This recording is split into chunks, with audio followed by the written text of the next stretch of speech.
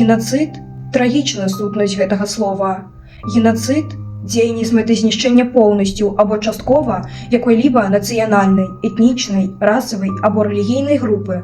Такое азначэнне гэтаму паняццю дае кароткі палітычны слоўнік. Палітыка фашысцкага генацыду на акупіраванай тэрыторыі Беларусі ў гады Вялікай Айчыннай вайны.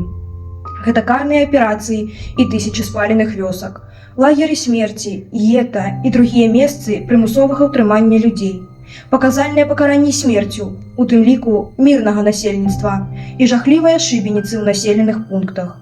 Фашысты не давалі літасці нікому, ні дзецям, ні жанчынам, ні старым. Усё гэта прыйшло ў Беларусь 22 чэрвеня 1941 года. Мяне завуць Кашко Діяна. Я вучаніца 10 класа дзяржаўнай установы адукацыі Забродская сярэдняя школа Шклоўскага раёна.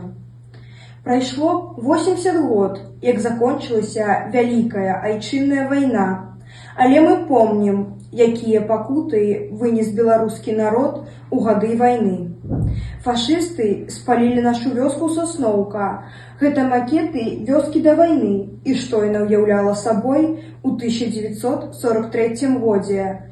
Даваенная Сасноўка будавалася ў выніку палітыкі савецкай дзяржавы па сяленню хутароў у калгасныя цэнтры.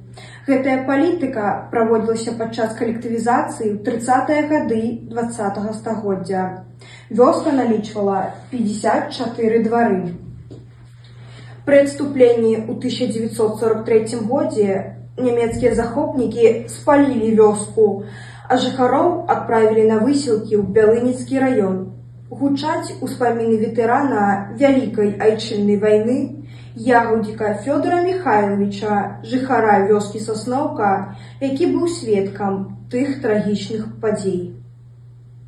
Приехали, запалили деревню, и людей собрали, а немец с пулеметом лежит и ленту уже подцепил. А один здоровый такой немец подходит его по плечу. Не тронь людей, вставай, поднял его от пулемета этого. Я адкрыла для сябе і хачу расказаць аб гэтым другім. Нельга забыць, трэба памятаць. Мір пачынаецца з нас. Жыць трэба па законах дабра і справядлівасці, суадносіць свае інтарэсы з інтарэсамі і патрабаваннямі нашай дзяржавы, нашага народа. Мір залежыць ад нас,